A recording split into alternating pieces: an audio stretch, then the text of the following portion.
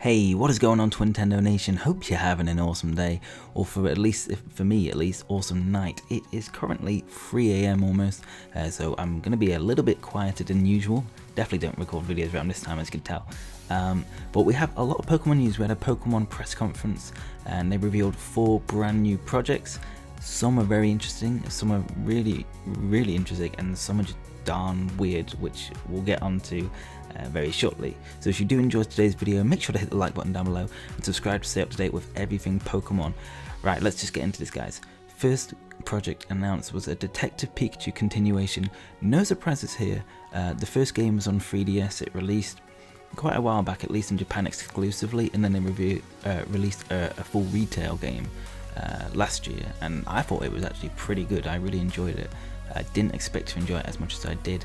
That was on the Nintendo 3DS, so they said that a Pokemon Detective Pikachu continuation, so I'm assuming it's a sequel, probably not the first game, is coming to Switch. They probably will put the first game over at some point, but it looks like just for now it's going to be the sequel, and they said it's going to have a different ending than the one in theaters, which isn't too surprising. So that's going to be very interesting for all of those who played Detective Pikachu the game.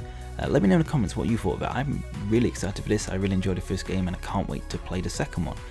Next up, they talked about Pokemon Quest. There's a Pokemon Quest China game coming out. It's basically the same thing. However, there's 1.7 million pre-registered players. It contains PvP and a social system, which is brand new. We haven't had that in Pokemon Quest.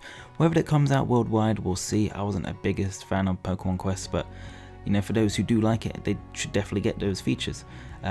Next up, this is something I think all of us saw coming. It's a successor to Pokemon Bank, and it's very cool. This is called Pokemon Home, and it's a place where all Pokemon can gather.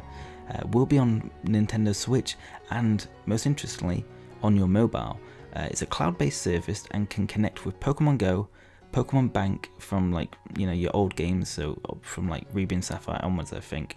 Actually, I guess now that they added the virtual console games, you can literally bring any Pokemon over, but you basically can connect with Pokemon Bank so you can get your old Pokemon, and then obviously Let's Go Pikachu and Eevee, and Sword and Shield.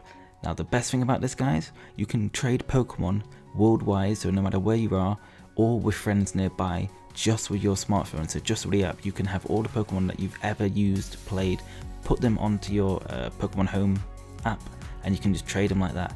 Personally, I'm not going to be trading any of my Pokemon really, but I think this is a really cool feature. Very interesting, and it's going to be an early 2020 launch. So this is going to be after Pokemon Sword and Shield, but it's something that we can all look forward to. I'm certain on that. Next up, the weirdest announcement. I don't even know what to make of this. Pokemon Sleep, which is a new app that tracks a user's sleep time. Select Button, the company working on it, who made Magikarp Jump. It's got another 2020 release. I don't know what to say about this really. There's a new device for tracking sleep, and this has the worst name ever, called Pokemon Go Plus Plus. So it's like the Pokemon Go Plus, which was a wristband thing, except it's more of a thing you don't really have in your wrist anymore, you just hold it. And it can be used as a standard Pokemon Go Plus, and at night you can put it on your bed and it'll track sleep info. It's kind of complicated, I'm not going to go into the details about that, but it'll basically send your results to your smartphone. I'm sure there's going to be more information about that because it doesn't really relate to Pokemon yet, so there's definitely going to be something about training your Pokemon in your sleep that's going to be interesting. I mean, fair play to Pokemon for pushing the boundary. I just think this is a bit weird. Probably plot twist is that Darkrai is going to be inside and giving us all nightmares. Now this is the most interesting thing. There's not a lot of information on this game yet, but it does seem to be a Pokemon gacha game. We're going to get more information in June, and this is called Pokemon Masters. It's a smartphone game, and the idea came from the legendary Pokemon artist Ken Sugimori to have all the trainers from past Pokemon games. Here's this awesome key art by Ken Sugimori. I absolutely love this. Like I said, it looks like a gacha game, which if you guys have played Fire Emblem Heroes, you know, all those kind of games. I'm trying to think of more. Dragalia, I can't remember what that is. But basically, there's a lot of gacha games, and some are good, some are not. And a lot are kind of getting in trouble and banned in Belgium and stuff for microtransactions and loot boxes. So it's interesting to see whether this is a gacha game or not. I really like the looks of this. And the best thing about this, it has voice acting. The first Pokemon game I can remember that actually has voice acting for the characters, all in Japanese but with English text, but it's still a step forward. So hopefully Pokemon Sword and Shield follows this, but I really doubt it. So that looks very, very interesting. More details in June, maybe see something at E3, or I don't know, I doubt in the Pokemon Direct, but you never know. So the final thing that's mentioned is that Pokemon Shirts, which is something I really thought was cool. Basically there's a shirt of every single Kanto Pokemon, so the first 151, they released these in Japan exclusively, and it looks like the US and Europe will be getting a release date at some point soon, hopefully this year. I will definitely be picking some shirts up. I think they look absolutely fantastic.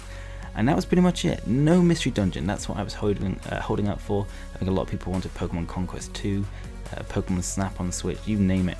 And Pokemon Ranger, of course, don't forget Pokemon Ranger, that definitely deserves another game. So yeah, a bit disappointing for some aspects, but I thought it was quite a good conference. And obviously we have the Pokemon Sword and Shield Direct on June the 5th. So guys, if you did enjoy this video, make sure to hit the like button down below and subscribe to stay up to date with everything Pokemon. Anyway, I'm going to have to edit this video now because it is getting later by the second. So thank you so much for watching. Hope you have an awesome day, and I will see you on the next video.